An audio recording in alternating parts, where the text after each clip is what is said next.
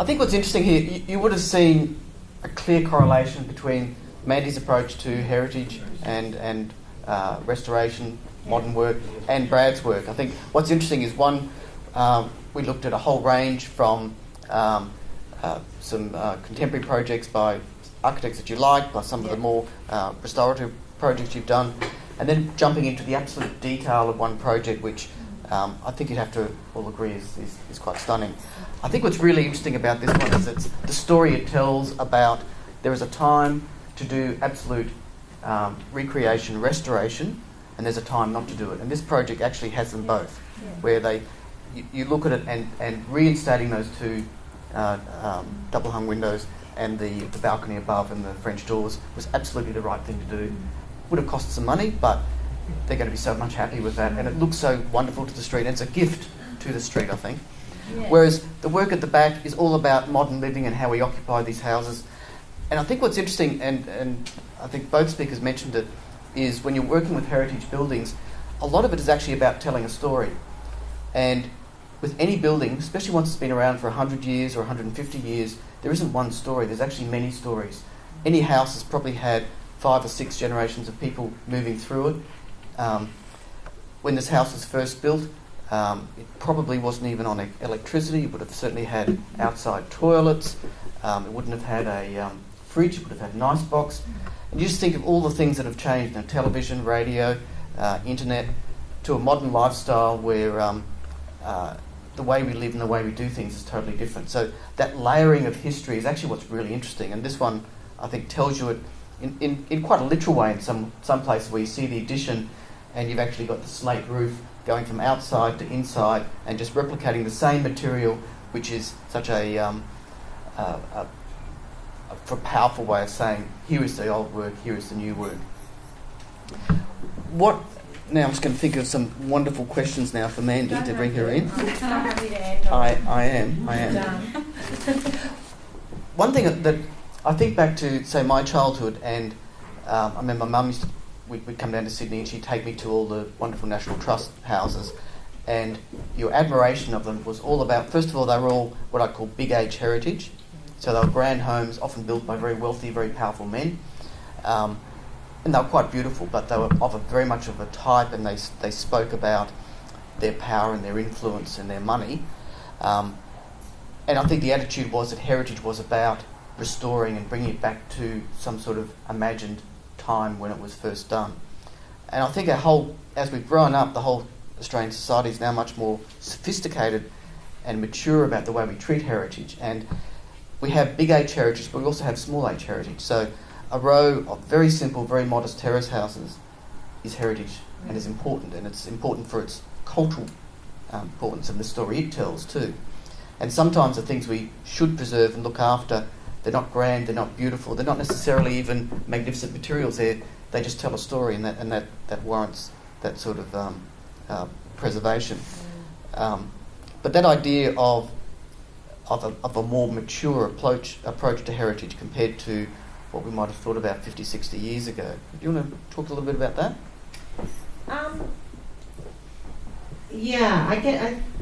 That's probably the area where we've tried to focus a lot on. I think we're all now understanding that the Victorian style terraces are beautiful, and we understand how they should be renovated, but there's a whole lot of character homes out there that may not warrant listing. They may not luckily fit within a conservation area, but they have beautiful character. Spanish mission homes, we're losing a lot of them. I received an email yesterday from a music director who would like to do a video of a Spanish singer in a Spanish mission house, and do I know one that I can recommend? And I just can think of a whole lot that have gone, or a whole lot that have got just the facade but all the Spanish inside's gone. So yeah, there's that next layer I think that we are losing that aren't listed, and I think people drive past them and really love them, and they don't realise they're all going. That's probably... There's another thing I'd like to I think these days to look at a building like this, or to look at a lot of the examples you showed tonight too, we don't have to work very hard to convince people that they're worth looking after and doing something with. Then comes down to the detail about what's appropriate and not appropriate. I think what's very interesting, and this is probably where the Institute of Architects tries to have a role in, is there's a transition between buildings that are modern, they're new, and they obviously have a lot of value. Then there's that point where they transition, and when they're around about 50 years old, they're ready for their first renovation. The carpets have worn out, all the lights have gone, they probably don't comply with all the recent codes, and the fashions have moved on. So at the moment, buildings in the 70s are all being demolished at a massive rate because people just don't appreciate them. And I was just going to say, this, we're not alone here. In Europe, there's a precedent, and they're just ruthless. They just slap these things on, and you can't breathe, and it's fine. It's fine. I mean, what is the downside? I can't see the downside at all. I mean, the developers don't make money, but then they don't know that they didn't make money. I mean, it's something that never happened, right? So it's not a loss. So I think, my take on it would be just, be very strict. Enforce these things, list everything left, right and centre. And the wonderful thing in Australia is, because there has been so much development, the standard of architecture here is incredibly high. I mean, this building is just beautiful in every respect, so clever and so subtle. I mean, there are people out there who can deal with these things, and you're wonderful. You should write a book. I don't know if did you invent all those lists of laundry list of No, they're all based on the Borough Charter principles. They're just out trying to. Well, it's a great summary, and they should be summed up, and they can be put in everyone's letterbox. And I mean, that would be my thing, and just work with it. There'll be spots. We've got a lot of land. We can really build high rises wherever we want if we had to. Anyway, I'm sorry. You're right. And we are trying. And one thing that is lovely about Sydney is we do have a range of styles. You often go to cities where you're seeing the same style of building. We're required to understand so many different styles. It's amazing. They're all there, but it's just the little quirky ones that people just don't. They keep the front, but they take out all the essence of these buildings, and then the next person.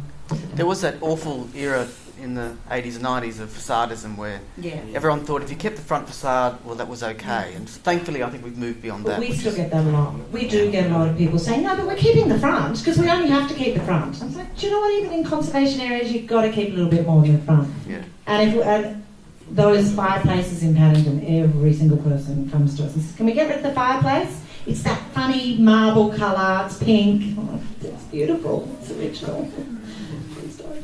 Anyway. Sorry, yes. It's quite loud, isn't it? I'm probably not going to be quite that positive about the preservation of heritage. I think you simplify it too much. I think you almost fetishise it, really. It doesn't need to be preserved. You need to be asking more sophisticated questions than this. Essentially, what you presented is a way of preserving something that everyone would probably like to preserve those things, but there's bigger questions to ask from these things, How do these buildings respond to the environment? How do we help with the housing crisis with these buildings? We can't simply preserve buildings because they're 100 years old and they have some value. We must ask more sophisticated questions than the questions you're asking of these things.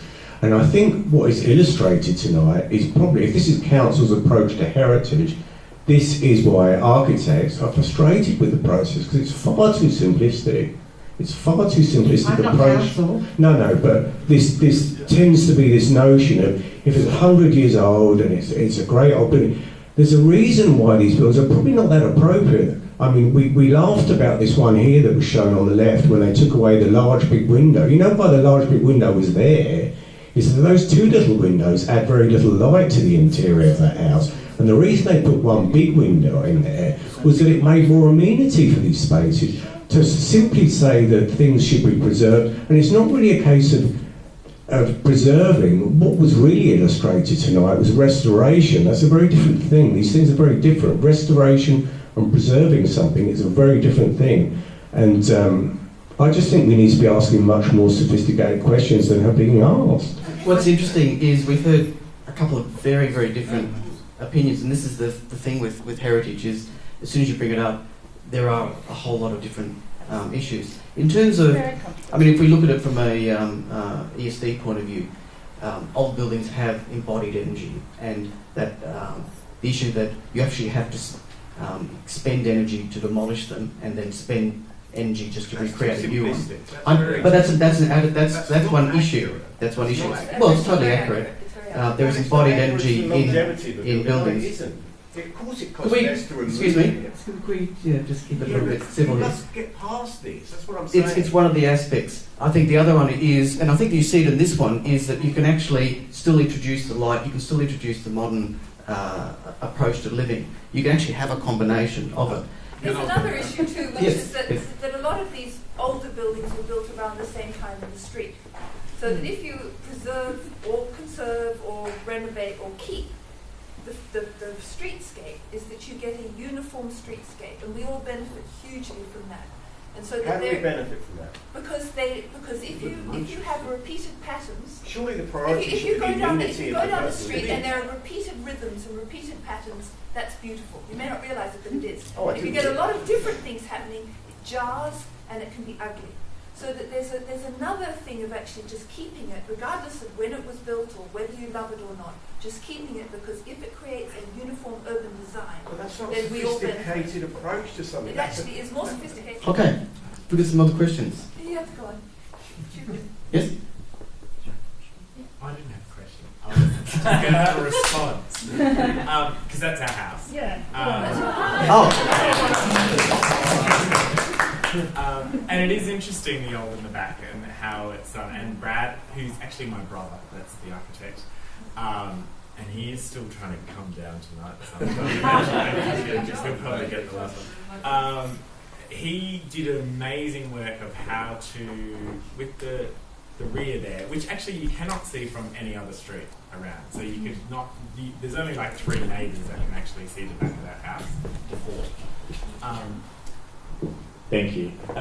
And he did that with purely, I think to your point, Sarah, I don't think I know, to Michael, to really radiate the heat. So the concrete slab really warms through winter, but during summer with the flow of the light well, which he definitely put in there, and that it cools brilliantly. But it also mixes well. Like the front rooms are amazing because in Australia we're hot.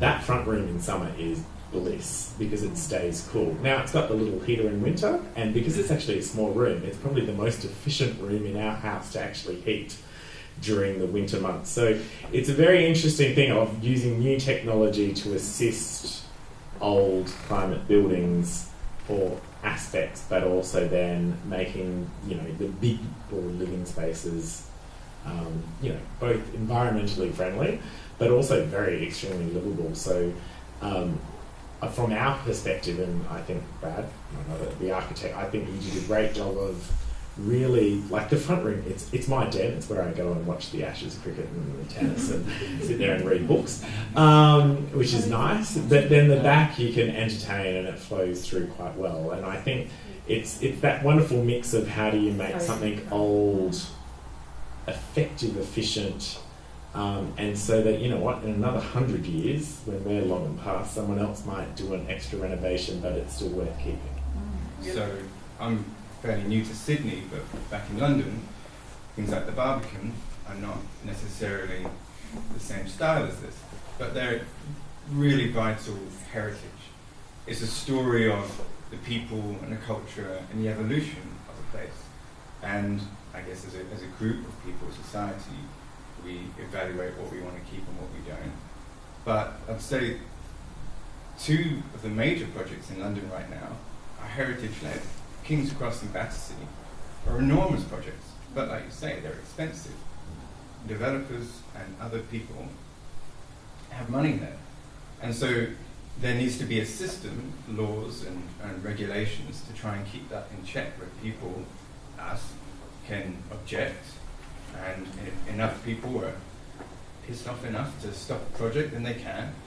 And if people are not prepared to speak up, then it will disappear. Whether that's good or not is a different story. But there needs to be, councils need to be empowered financially and legally to stand up against developers that are just ruthlessly following profit.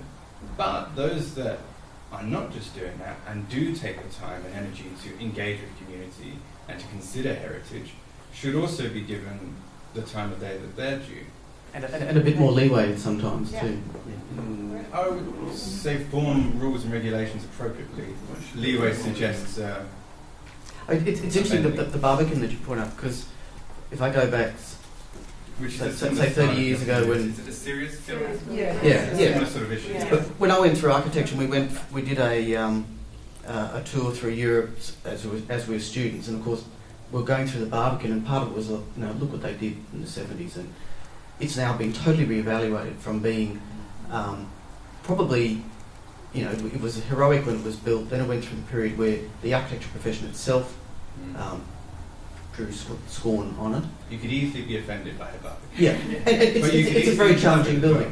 But it's now come the full circle, and it's now starting to be appreciated. Although I would still say that a great chunk of the society would still struggle with it in the same way that even with Sirius, there was a big chunk. Our Treasurer and Deputy Premier has a big problem with it. He finds it incredibly ugly. And I guess part of the point that I sort of brought that up is about 10 years ago, English Heritage changed their sort of primary stance from preservation, so the freezing in time of something, to conservation, where you're looking to keep the value of it. So I guess this project is a good example of it, trying to keep what is considered valuable of it, but trying to bring new life to it as well. So it's not just going to stay frozen in time and isn't really usable in any sensible way in the modern day, but trying to breathe new life into old fabric.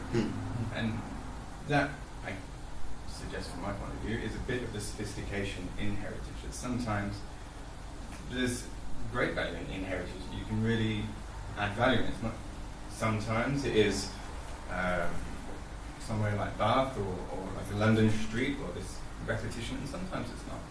Sometimes it's dull and doesn't bring value, but it's what that ties into that place and what that's useful for. Okay, I think we have to probably wrap up. So I'm going to pass back to the Mayor to say some final words. Well, my final words are very pleasant. I'm wanting to thank our speaker, particularly Mandy, who was here in person, and her Susanna, right? And very, very interesting talk. Thank you very much. And I'm horrified. I thought when you showed that picture of that house in Darling Point, it was one of those ones where they've just put a colour on it, just Photoshop the whole thing, and then to think that they actually painted it. It's just horrific, yeah. Anyway, thank you very much for your presentation. And your brother did a wonderful job from far afield. And thank you for your contribution too in adding what it's like to live in this wonderful place. And congratulations to you for restoring that building like that. I think it's absolutely brilliant. And thank you so much, Andrew, for, as always, being so important to the architecture series that we have here. And we won't have another one this year, we're going to have them next year. So all of you who have enjoyed the series this year, please look forward to the notices again for next year. And we'll have different buildings, different architects, and more interesting topics. And I know there's a little surprise for you. Thank you.